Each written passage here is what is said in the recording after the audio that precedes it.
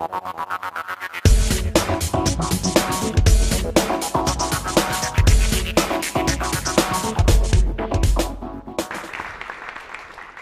you, Dr.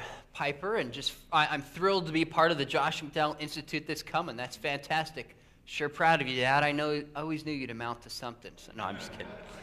Very thrilled and honored to be a part of this and follow some of my friends and colleagues who did fantastic presentations. I was in line recently getting one of the recent versions of the iPhone. I had to have it. Came out on a Friday, so I got in line on a Saturday. And I was waiting in line. I got there about 11 so in the morning, left about 4 o'clock with my phone. So I was standing in this mall in Orange County, Southern California, where I live, for over 4 hours waiting for my phone. The line went out of the store and went down about 4 or 5 stores. As I'm standing there, these 3 high school students come and walked up right to the guy next to me. And they said, "Hey, we're talking about Jesus. What do you think?" The guy turns around, leans on the railing, and completely ignores these students. A little embarrassed, they start to walk away. I said, "Hey, what are you guys doing?" They said, "Well, we're talking about Jesus. What do you think?" I said, "I'm not even sure Jesus existed. Do you really believe that Christian stuff?"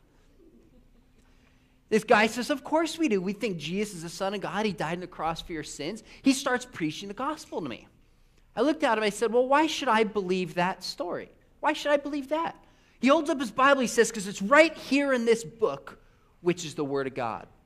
And of course I said, "Well, why should I trust that book? How do I know that book is true?" He said, "Well, if you turn to this passage in 2 Timothy, it tells us that all Scripture is inspired." Is that a good argument? Yeah, if you want to know if the Bible's true, I said, you can't use the Bible to prove itself. I said, "Is there any evidence outside of the Bible telling us what's contained in the Bible is actually true?" He said, "Yes, don't you know?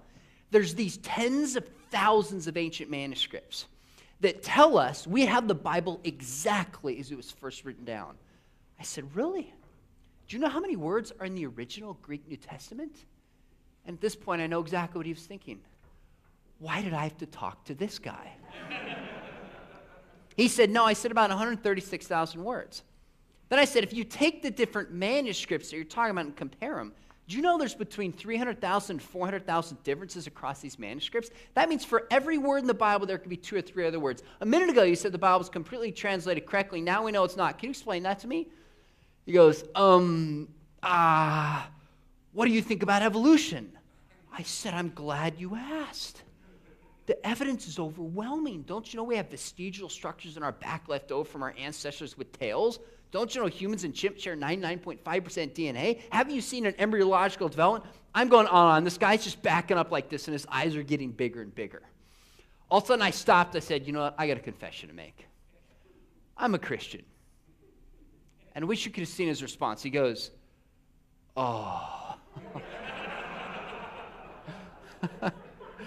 But then a girl standing right next to him looked really bothered by this. She said, "Wait a minute, was all that true?" I said, "Well, look, I'm a Christian. Like you, I believe the Bible's true. Like you, I don't buy this Darwinian story, and I believe in intelligent design. But the difference between me and you is I know why I believe it. No, a lot of that wasn't true. But don't you think if you're going to go out sharing your faith with people and tell them they should believe in Jesus, you should have some good reasons why this is actually true and be able to back it up?" They agreed, left, went on their way. 10 minutes later, I'm facing this direction. Feel a tap on the shoulder. I turn around. It's 3 new students who say, "Hey, we're talking about Jesus. What do you think?" Well, I'm just tired of sitting in line, so I start launching into my charade again until I look over their shoulders, and I see the original student who set up their friends to convert the atheist. Now, it's not only students, right? That's exactly what some of you here would have done as well to your friends. Now, you earlier heard Frank Turk talk about just the assault that's going on college students. You know right now of high school students who say they're believers in Jesus, whether they are or not, only God knows, but they say they're believers in Jesus. During the university years, between 40 and 59% will disengage the church. Not all will become atheists and leave their faith, but between 1/3 and 2/3 disengage the church, and between 30 and 60% will not even come back. That means we're losing a lot of young people because they're simply not prepared to explain why they believe what they believe. Now, I had planned a lecture to give this afternoon, and sitting in the back, the teacher and me, I've taught high school for 10 years. Now I'm still part-time at high school, but I teach at Biola University.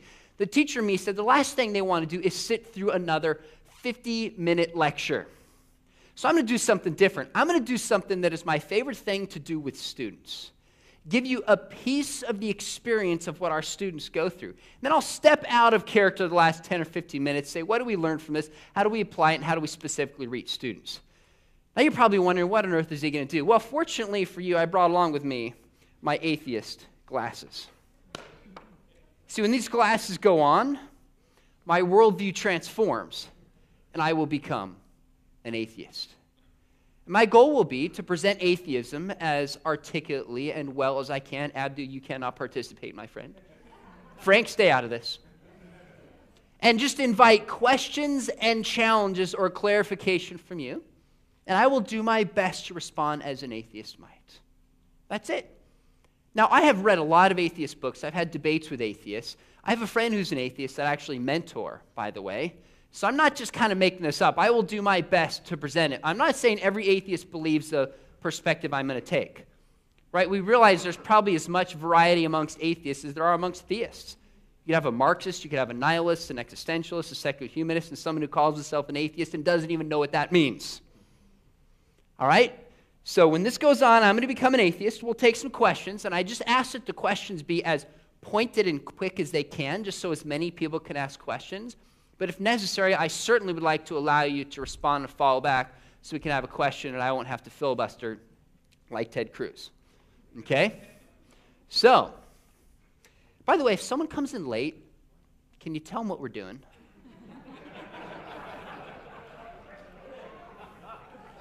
I did go to Biola University, and we would have chapels, maybe 2,000 to 3,000 students filling up the gym. And this guy, he was a missionary to Muslims, and he was leading a chapel role-playing a Muslim. Well, so he had this Arabic garb on, and he was speaking in Islam and inviting questions from the podium and then responding to students as he thought a Muslim might respond. Well, this Biola student comes in late from the back, and he walks in the gym, and he's looking around, seeing what's going on. He shouts at the top of his lungs in front of the whole student body. He says, "This is not the house of Allah. This is the house of the one true living God." Awkward silence. Obviously, he didn't get the memo. So every time I saw him, I'm like, yeah, there goes that guy, right? Don't be that guy. If someone comes in late, tip him off, all right? You ready for this? So I'm going to tell the story of a friend of mine who's an atheist to kind of set it up for a couple, 3 minutes, give a little background, then invite some questions.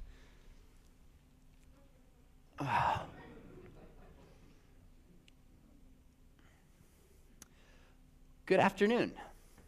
I want to thank you for inviting me to your institute of Josh McDowell. Are you the Josh guy? Is that who you are? Okay, all right. I've heard of you. Thank you for inviting me to speak at this event. This is very unique. I don't get invited to a lot of Christian events.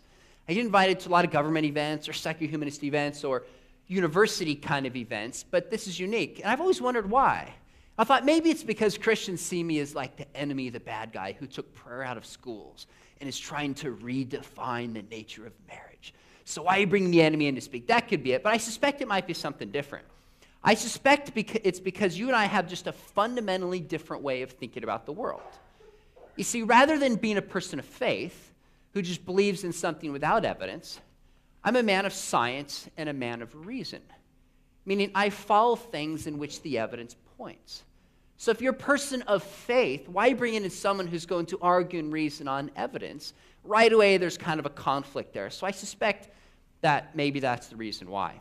I was just invited to come and talk about why I am an atheist, and then take some questions. I actually would say this. It's interesting. I have discussions with my Christian friends, and they'll always say to me, they'll say, well, you should be willing to follow the truth. And I can stand before you today and say, honestly, I am. If Christianity was true, I would believe it. I would want to believe in a God that cares about me and eternal life in a place called heaven. Why wouldn't I want to believe in that? I just don't find any good reason to think it's true. And I find a lot of reasons to think that it's false. But if you could persuade me today and make some arguments that it's true, I'd be willing to believe it. So I ask you this. if we could see that Christianity is not true, would you be willing to follow where the evidence points? And only you can really answer that question. I actually grew up in, how many of you are Christians, by the way? I'm just curious. Okay, now I won't spend time to talk about what that means, because last I heard there's 38,000 different denominations that can't agree on almost anything. But I'll just kind of assume for sake of discussion you call yourself a follower of Jesus, okay? Fair enough. I used to be a follower of Jesus. I actually went to a Southern Baptist church. When I was growing up, I went to Sunday school. I went on youth mission trips to help feed people like down in Mexico. I would study my Bible. I would do evangelism. And then when I was about 15 years old, I remember having a conversation with somebody who was a skeptic. And she raised some questions that were tough that I hadn't heard before. You see, in these kind of questions, my first thought was, well, my pastor taught me. My second thought was, well, my parents said. My third thought was, well, the Bible said. And my fourth thought was, you know what? I wonder if she's right.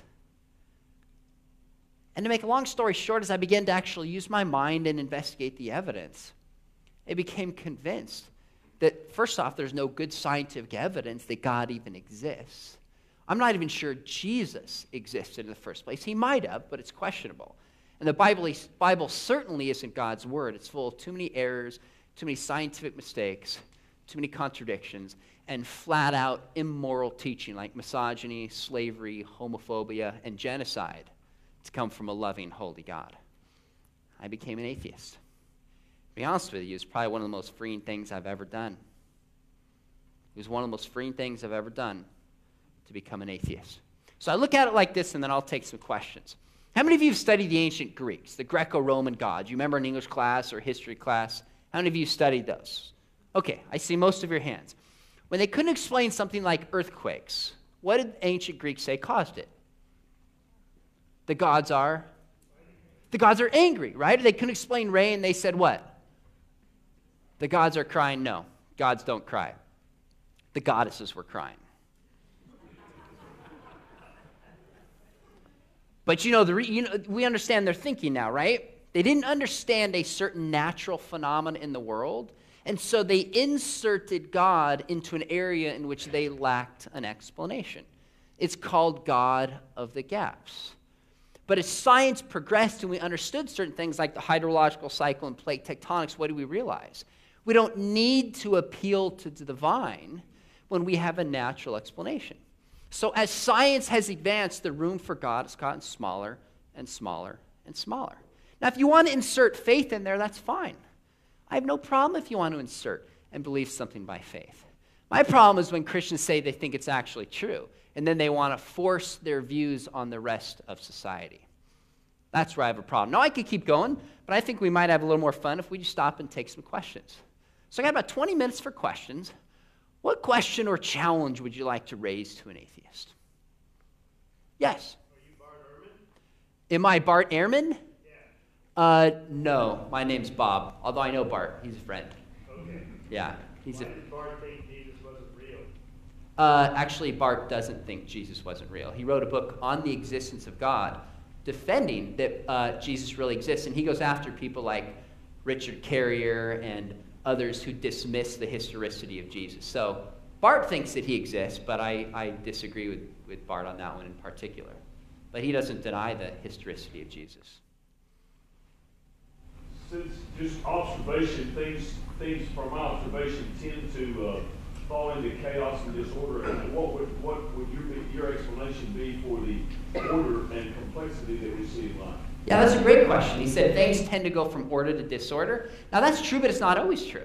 In fact, I remember, was it 2 or 3 years ago, that tsunami in Japan, where that tsunami came in, horrible, wiped out a lot of people, which, of course, raised the question, where is God in that? But that's a separate issue. And I remember looking out at all the chaos in the ocean, and all of a sudden, this whirlpool formed naturally.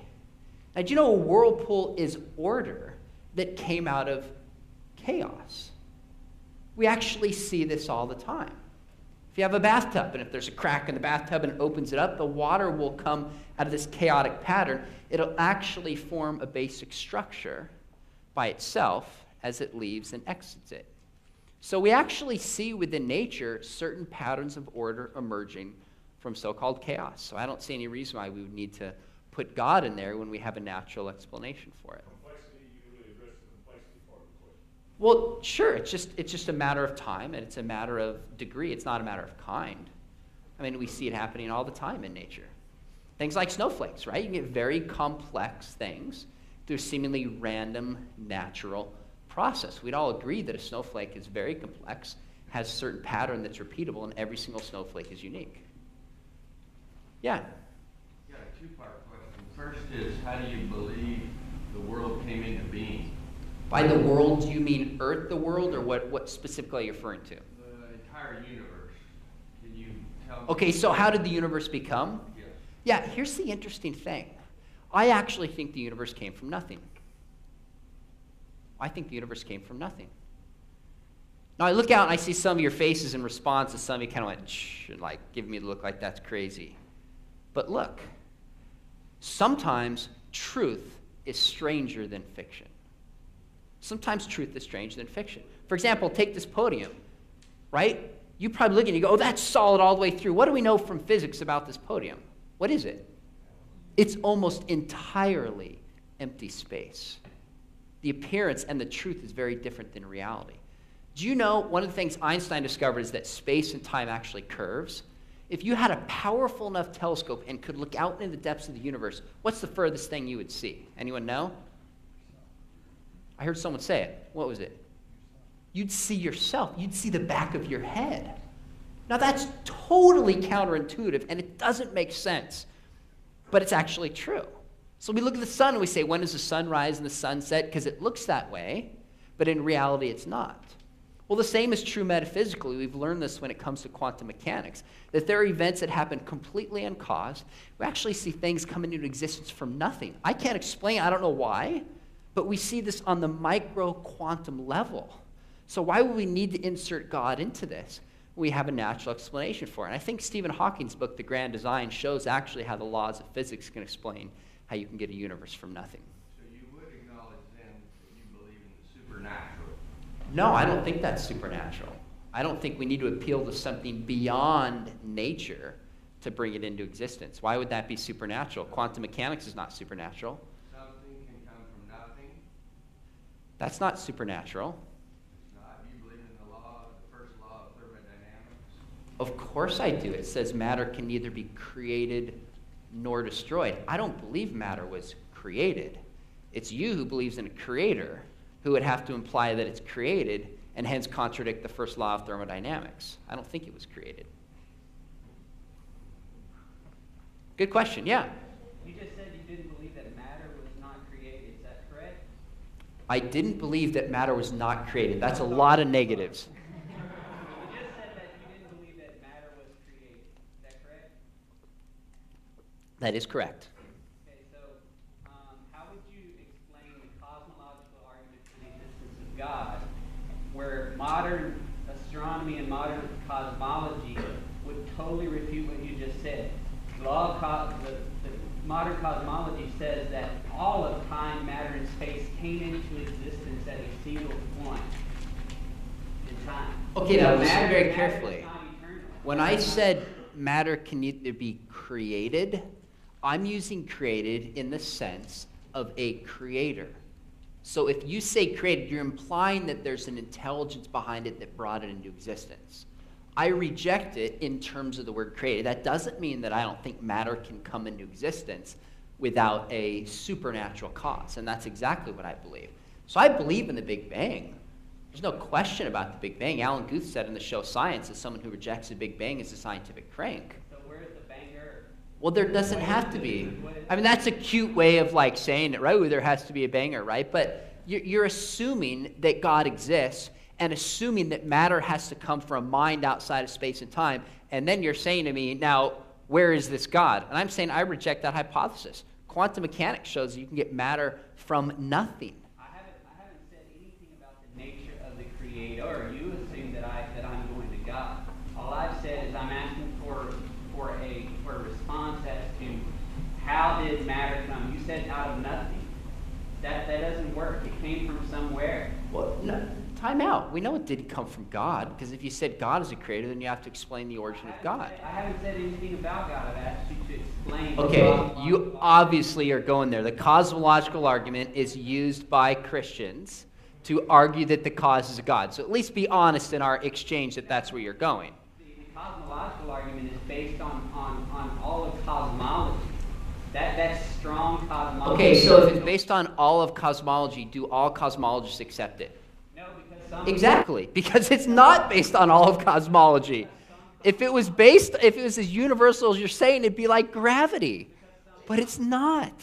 Some cosmologists have a a priori rejection of anything that does not... Okay, so now you're inserting your philosophy into it. So basically what you're saying is all cosmologists who are real cosmologists and are not blinded except your hypothesis, those who don't do it because they don't follow the science, they just reject it for philosophical reasons. Now you're not even arguing science, you're arguing philosophy. I'm asking you not to engage in special pleading and just so stories to fit your... Okay, honestly, who's special pleading here? Is it me or is it him? Oh, you don't want to answer it because you know exactly that's what he's doing. I would point you toward Lawrence Krauss's book, who's a physicist, Something from Nothing, or The Grand Design by Stephen Hawking, 2010. Scientifically, we know that you can get something from nothing. Again, I don't know how it happens. I'm not going to pretend that I can explain. Can I finish? I'm not going to pretend I can explain how it happened, but we know scientifically that this is exactly what happens. So why bring a God into the picture if there's no reason to? If we can explain it within the system itself, there's no reason to bring God into it. Let's give someone else a chance. I don't think we're going to resolve this. Yeah, crystal formations like snowflakes that you mentioned earlier could give you a certain amount of complexity.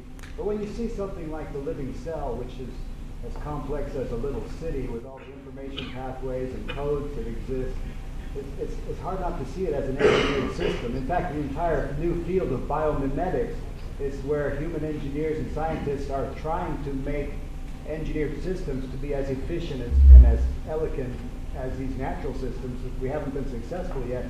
So how do you end up with this fabulous engineering in nature, something like the living cell, without an engineer, by accident? Yeah, I'm not sure I would use the term engineering. There's a lot of things in nature in which there's really poor design. There's a lot of things. So you look, for example, at like the throat, right? Why would a designer make us with the throat the same way you breathe, which is the exact same way that somebody can choke and hence people die? Why would a designer put an appendix inside somebody in which they can die because it explodes and many people die every year because of this? It's kind of a useless thing left over from evolution. Why would a designer put the hole that a baby comes through just barely the size of the baby's head so it can barely make it through, and every year there's high infant mortalities, right? So when you say this like this exquisite, perfect design, there's a lot of things in nature that look more like they're the result of this blind evolutionary process than this exquisite design. So I think when it comes to the cell, the difference is biomimetic engineering has been around like a decade at most, right? Maybe a couple decades. Evolution has had billions of years, billions of time, and unbelievable resources to get it right. So it's kind of comparing apples and oranges. Well, to make judgments about the designs in nature, one would have to know all of the intentions of the original designer and all of the constraints that exist. And from our limited human perspective, we don't know enough to make those kind of judgments. But compared to the... Yeah, I'm not sure we need to know that. I mean, there's clear examples of bad design, even evil design, like viruses in nature, which significantly would count against any kind of Christian designer, that's for sure. In making the judgment about design, you really only have one thing to compare it to, and that's human engineering. And really, when you look at the engineering within nature, it far surpasses anything we're able to do with human engineering. Well, actually, apes engineer very simple, basic things, like they'll use tools because they have kind of a rudimentary type of intelligence, but not the level of human beings. But again, I mean, look how long evolution has had. I mean, billions of years, and humans are just a dot, a speck on the map of this. So I think evolution is a very creative, powerful force that has brought us to where we are today. Yeah, up at the top. Where would that powerful force have created consciousness separate from nature itself? Where did that arise? Yeah, I think I would refer to consciousness as what's called an epiphenomenon, that it's a certain property that given a degree of complexity when certain elements are present, consciousness will emerge. So we see things like wetness. Wetness is a new property that's not in hydrogen, it's not in oxygen. But when the two elements are combined together in the right temperature in the right place, you have this new property emerge that's unique. It's called sui generis. I think the same is true with consciousness. It's at a level of complexity and a level of adaptation. Consciousness emerges from lower particles and lower elements. So the potentiality was always there, but we don't see it emerge until a certain level of complexity. And clearly consciousness has an evolutionary advantage, right? I mean, if we were not conscious, we wouldn't be able to solve many of the problems that we have, and there would be a negative effect on our survival and our species. It still doesn't differentiate it from just the atoms and particles of nature, where consciousness would somehow say that I'm different from nature. What you were describing would be a result of just nature and complexity. Well, it's still within nature. It's just a new function and capacity that we have to do that results from physical evolutionary processes. I mean, if you want to argue for the soul, that's a whole separate issue. And that raises a lot of problems that we could go into if you wanted to. I'm not sure you want to go there about how the soul and matter even interact if they're fundamentally different things.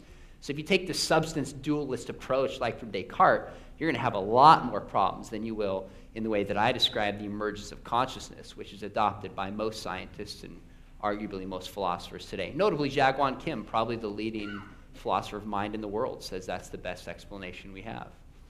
Anyone from this side? Don't want to, go ahead. How do you define evolution? How do I define evolution? That's a great question. I will come back. I'm not ignoring the question, I promise you, but I'm curious. How many of you would say you don't believe in Darwinian evolution? Let me see your hands. I don't accept Darwinian evolution. Darwinian evolution, Darwin's explanation model of evolution, you don't believe it. Okay. How many of you can define it? I'm curious. Put your hand up. I'm going to call on you. How many of you can actually define what Darwinian evolution is? Anybody? Can anybody actually define Darwinian evolution? Okay, one finger.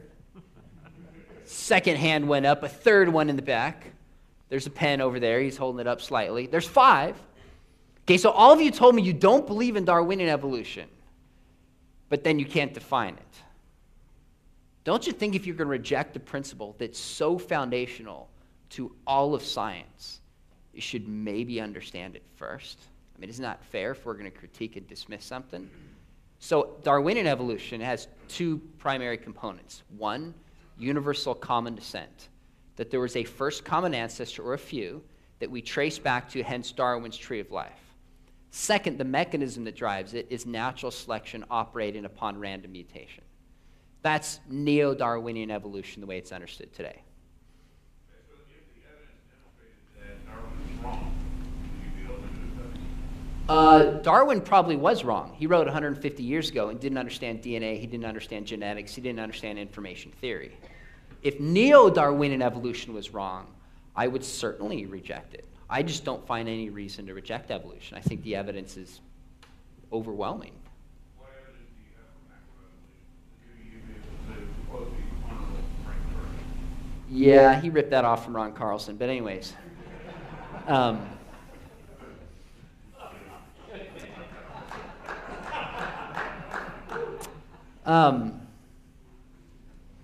I would point you towards a handful of evangelical Christians, one by the name of Francis Collins, 2 by the name of Carl Giverson, 3 by Venema. And I actually read an article by Venema, he describes himself as an evangelical Christian. He posted an article not too long ago on how information can arise through the blind process of Darwinian evolution. Because one of the ways that people have pushed back is they said, well, you can't get increased information through this process. And there's actually scientific models that can be demonstrated an increase in information over time, substantiating Darwinian evolution. I could point to vestigial structures, things like legs that whales have. I'd point towards the fossil record as a whole, many intermediate links that we have. I'd point towards things like vitamin C. Interestingly enough, only humans and chimps are incapable of developing their own vitamin C because they lack a certain gene. That's why we have to take vitamin C pills, right? Or you get scurvy. Well, why would only humans and chimps lack that? The best explanation is we share a common ancestor. So those are a few of the reasons. I mean, I don't know how much you want me to give, but I think it's overwhelming. Well, other than the fact that irreducible complexity rules out the link within the fossil record or anywhere else, there's Darwinian evolution as opposed for microevolution is what we refer to as adaptation. That I think we can see clear up. Are you referring to Michael Behe's argument from irreducible complexity? Have you read The Flagellum Unspun by Brown University professor Kenneth Miller in his 2004 book, Darwin vs. Design? The reason I quote that is because Ken Miller has utterly dismantled the flagellum argument. In fact, he's shown that you can have simpler systems, what's called the TTSS precursor system, that has some of the proteins, in fact, necessary for the construction of, say, the flagellum. What does that tell us?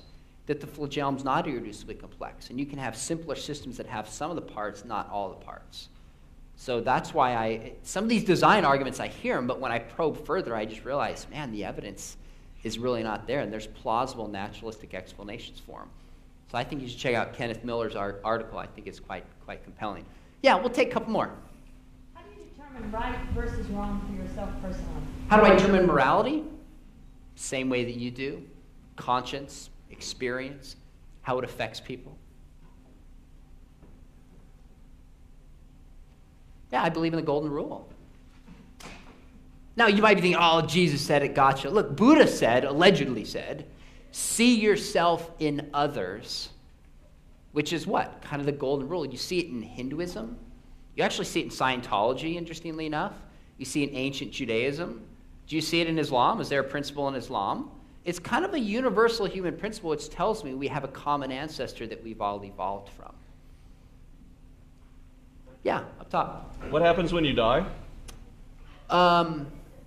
Well, I think when I die, it's over. Life ends. Yeah, that's it. What's your purpose for getting up in the morning? Well, first off, I would say I used to think that there was a heaven, and for me, and a lot of Christians I know, it's kind of like taking a drug and distracting myself from reality. So the fact that I realize this life is all I have, I'm going to seize the day and do the best I can for humanity, do the best I can for my family, maybe leave a legacy behind in my kids and my grandkids and human nature and humanity when I'm gone. Life is a good thing. I don't think it came from a God. I don't think there's a cosmic purpose, but that doesn't take away the value of life as I live it right now. So why would you do those things if it's essentially self-interest? Well, I don't know why that would it's you just care? self-interest. Explain that. Well, I do things for my family because I want them to be, taken care of. I'll do things for society. But, give me a break. You guys act from self-interest. Even the Bible says earn rewards in heaven. That's self-interest. So don't act like I'm the one who acts on self-interest and you don't. But is that the controlling principle of your life? I hope not. But I would say, in some ways, self-interest is not necessarily bad. I think we could agree on that. Jesus said, love others as you love yourself. Even Jesus said to have self-interest. Why did he say that? Because if we take care of ourselves, then we're more likely in a better position to actually take care of other people. Self-interest is different than selfishness. Yeah. I'm a gambler? I like the song by Kenny Rogers, but I don't know if I'm a gambler. What do you mean?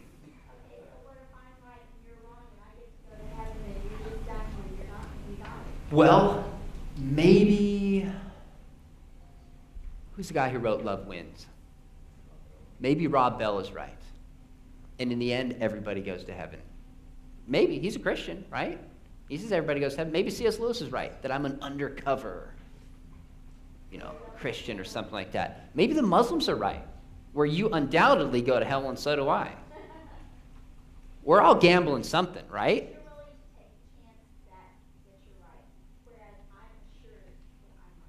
No, there's no way. We're all gambling on what we think is true. Absolutely, right? Some of my Muslim friends say, oh, I'm certain I'm right, and you tell me you're certain you're right. Well, someone has to be wrong, right?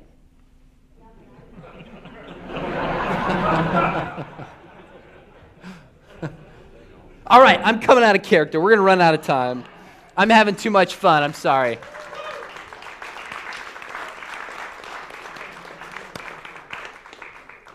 All right, so let's just talk about this for a minute, okay? You guys were throwing some hard-hitting questions. I should have known the type of audience that would show up to inaugurate an apologetics conference and institute. These would be hard-hitting. You asked some great questions.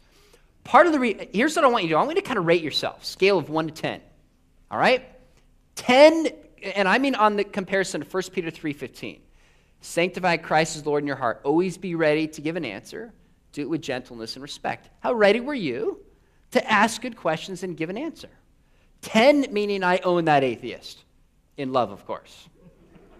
1 meaning I just got steamrolled by that atheist. And only you know the answer. Be honest with yourself. Write down where you would rate yourself. Okay, now one of the reasons I did this is we can stand up here all day and say we're losing our kids. Atheists believe this. But until we kind of feel it, and until we get pushed back by somebody who, whether we think it's persuasive or not, at least makes it seem somewhat reasonable, we might not really get the gravity of what's at stake. So I'm not too worried that any of you in this room are going to go home, wake up at midnight, and have an existential crisis about what you believe.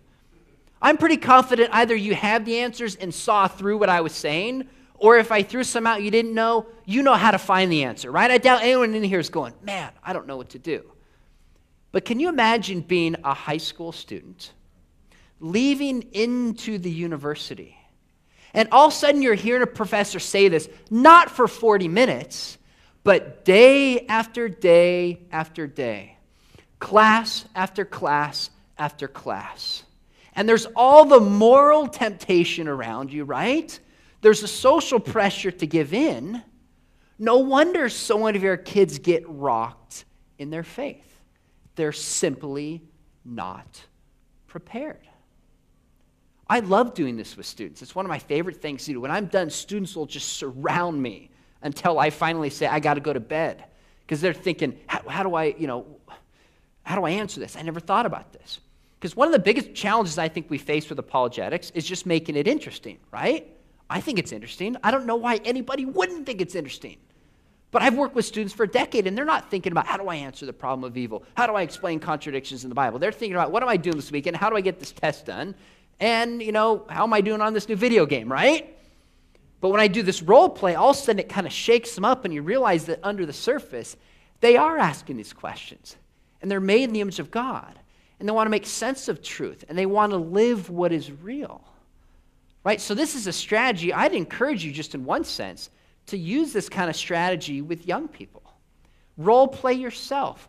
Bring in someone from your church to do it. Bring in a speaker from the outside. Every weekend I speak to students, I always ask if I can. I say, can I start with my atheist role play? Because once I do this, I've got them in the palm of my hand for the rest of the weekend. Most of them, there's still a few knuckleheads that are outliers, but as a whole, the students are there and they're engaged, and all of a sudden they realize the importance of these questions. Now let me ask you this question first, and we only have a minute to hit on this. How'd you treat me as the atheist? How'd you treat me? Antagonize me, okay? How else? Rude. What's that? Rude. Rude, okay. Argumentative. Patronizing, okay. That's a big word. Can you define it? No, I'm just kidding. Okay, patronizing. Adversarial. It's difficult not to get emotional and want to get That's right. physical. And want to get physical, he says. Okay, being an honest man. The only reason I didn't fear that is I've got Abdu right here. And I'm pretty sure Abdu could take all of you if he needed, necessary. Now, you thought respectful. Okay, all right, we've got a little divergence here. Now, I've done this a lot. I've done it with students, I've done it with pastors, I've done it with teachers, I've done it with parents. And the funny thing is, it tends to be the adults that get the most defensive and angry. Sometimes students do. It certainly happens. And what often people say, well, see, this is what apologetics does. If you start teaching people how to give answers, then they get defensive and they want to argue. I think that's the opposite. I think the reason Christians are often defensive and antagonistic is because we're not confident enough in what we believe. When we are confident and we know when we can articulate it, we're not threatened when someone challenges our ideas. Now, we might be upset that others are going to be persuaded by it, but apologetics actually builds confidence, and it can help people be a better ambassador for Christ. Why are Christians so defensive and so angry and consistently embarrass us on talk shows? Because we haven't valued the life of the mind. We haven't taught people to think Christianly and articulate their views well. That means what you're doing, if you're a pastor, if you're a teacher, and you're teaching people to think, you're making a significant contribution to the life of the church. I was speaking to high school students doing this, and it was in a stadium of 6,000 students. And I set up microphones. It was up in Minnesota. I set microphones up around the stadium. And I took questions, and I turned around. I put a hat on before I had my atheist glasses, and I turned around, and all of a sudden this group of students booed me.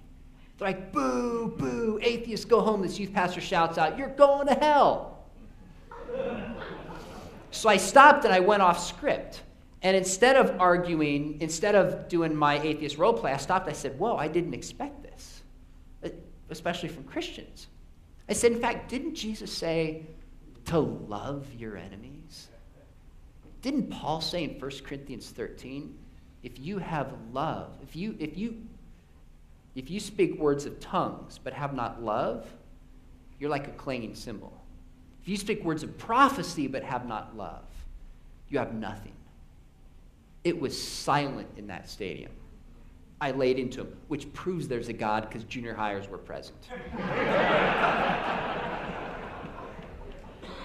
The next summer I was doing this, about 600 students at a camp in Salt Lake City, and I turned around to do my atheist role play, and this group of students were like, woo, we love you, thanks for coming, atheist, and it totally caught me off guard. That just doesn't happen.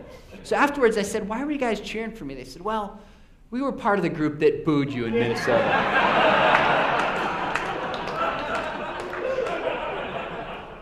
You know what I realized? They got it. They got it. I was speaking to camp in Texas, maybe 500 students doing the same thing. And in the middle of it, a student to the back left. They were getting really defensive. Their answer to everything was, well, the Bible says you're wrong. And this student stands up. She says, well, I just want to read you something. I said, okay, what are you going to read me? She said, well, it's from the Bible. I said, I'm an atheist. I don't believe in the Bible. She says, I don't care. Listen up. Like one of these deals, right? And she reads to me Psalms 14:1, which says, the fool says in his heart, there is no God. I said, so you're publicly calling me a fool? She said, yep, you're a fool. Sits down. The students are like, woo-hoo-hoo, gotcha. Afterwards, all the students are gone. This 16 or 17-year-old girl who's going to be junior comes up to me, kind of looks around to make sure everybody had left. She says, I want to thank you for role-playing an atheist reasonably tonight. I said, sure. Well, why are you thanking me? She looks around. She says, because I'm an atheist. This was a Baptist youth camp.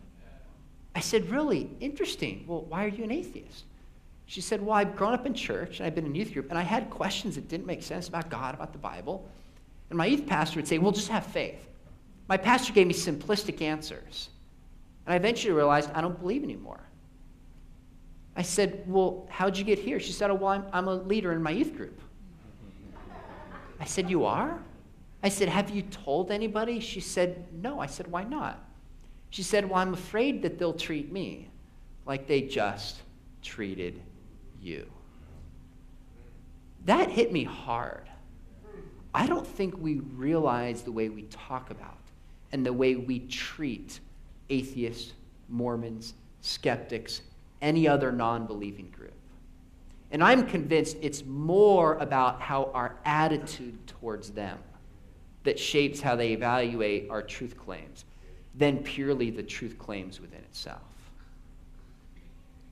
I actually wrote a book called Is God Just a Human Invention?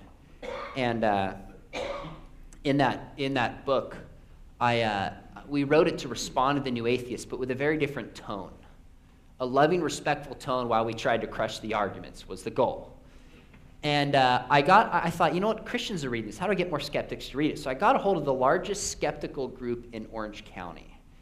And I called the guy up. I said, hey, my name's Sean McDowell. I wrote this book. He'd actually seen me debate, so he's familiar with me. I said, hey, I'd be willing to come to your skeptical group, sit in the hot seat for a couple hours, and you can ask me any question that you and all your skeptical friends want to. I don't know about you, but to me that sounds like a lot of fun. I don't pretend I have all the answers. In fact, I'm very aware that I don't. But my goal was a little bit different. I brought a copy of the book, I signed it, gave it free to everyone who was there. There's about 20 people. Sat in the hot seat, and they asked me questions like when the soul got into the body, political questions, questions about Jesus and other religions. And at the end, I had asked them, could I have 15 minutes to ask you questions? And I could have asked them great questions about the origin of information. That's a great question. Could have asked them about the origin of the universe. Great question. Could have asked them about the historical Jesus or meaning in life. Great question. Instead, I just said, I got a question for you. I said, I'm a Christian because I think it's actually true. I said, what could Christians do better to reach skeptics? In other words, what things do we do that really hurt our cause? And instantly a lady, she's sitting to my right, she's probably 75 years old, she says, listen. She says, all my Christian friends want to tell me why I'm wrong, tell me where I'm mistaken, and they don't listen to me. Why should I listen to them? And then a guy who was sitting there who described himself as a former Christian, who's now an atheist, he said, stop the atheist jokes. I thought, man, I've got some good ones. Actually, he looks at me and goes, stop slandering atheists. And I'm like, slander, that's a strong word, right? I'm thinking, okay, this is over the top. He told me that he goes to a church occasionally, sits in the back. And just no one knows he's there, no one knows who he is, and he just listens. He says, time and time I go to a church, they rip on atheists or some non-Christian group. I remember thinking, it's not that bad, give me a break. Within a few weeks, I'm in church, and the pastor tells a joke, inappropriate, ripping on atheists. My leg still hurts because my wife grabbed my knee, and she's like, see, that guy was right. And it just hit me that it's not about us versus them. It's not about shooting them down with the truth. It's about loving people, but not forgetting that love speaks the truth. Right? You can't force anybody to believe anything if their heart's not open. And sometimes it's love and it's patience and it's caring and it's a gentle voice that breaks down barriers and allows us to speak truth. I hope I'm wrong about this, but I think more pressure is coming on Christians than ever in America. I'm concerned about this deeply. And I think it's only a matter of time, and it may be at a place like this university where it costs us something as Christians to simply believe and stand for what we think is true. Now, it's a lot harder for a non-believing world to look in and call us arrogant, ignorant, and intolerant when we're loving the way that Jesus loved. But mark my words, Jesus is the greatest lover who's ever walked this planet, and they crucified him. You think they'll do any different to us? Now is the time to stand for truth, lovingly, patiently, and caringly. Now is not the time to cave. Now is the time to teach truth and preach it more strongly than we ever have, but not from a position of power, from a position of brokenness, and from a realization that we only have truth because somehow God has chosen us. It's that approach that's going to enable us to lovingly reach a world that has rejected the things of Christ. Amen? Well, I could keep preaching it, but we got a question and answer period coming up. So if you have any issues sitting there going, wait a minute, what on earth was he talking about? Fortunately, I will be joined by these great minds that can help us work through some of these issues. So I hope that was helpful. Can I just say this? At the end, I was going to talk about resources, some specifics. If you're looking for particular youth resources on apologetics, I simply put an article together on my website where I just put top student resources. It's not 50, it's like 5 what I think are must-read books for students, conferences you can send your students to like Summit, DVD teaching series, and my website is just SeanMcDowell.org. It's just SeanMcDowell.org. SeanMcDowell.org. If you go down to the right, there's a little one that says Teaching Youth. And if you click on it, there's a bunch of articles, activities, and things you can use. One that just says resources for students. And there's some great ones in there you can particularly use with the students you get to work with. So.